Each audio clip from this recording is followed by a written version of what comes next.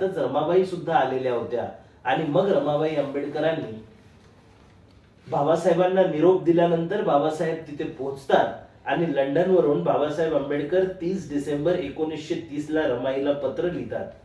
ते पत्र एवढं भयंकर आहे. त्या पत्रामध्ये बाबासाहेब आंबेडकर म्हणतात,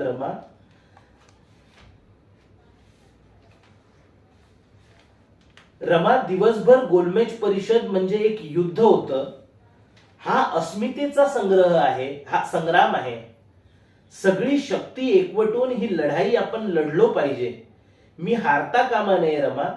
मला चैन पडत नाही यामुळे, म्हणून मी संसाराकडे फारसं लक्ष पुरवू शकत नाही. पण रमा, तुला सांगू, तू आहेस तिथे म्हणून मला कोणती चिंता वाटत नाही. तुझ्या भरोशावर मी इथं मुक्त मनानं वावरतो. ज्ञानाची शिखरं चढून जाताना तू मला मागे पाहण्याची गरज भासू देस नाहीस. बाबासाहेब आंबेडकर म्हणतात की गोलमेज परिषदेत जाणं हे एक युद्ध आहे आणि हा अस्मितेचा संग्राम आहे.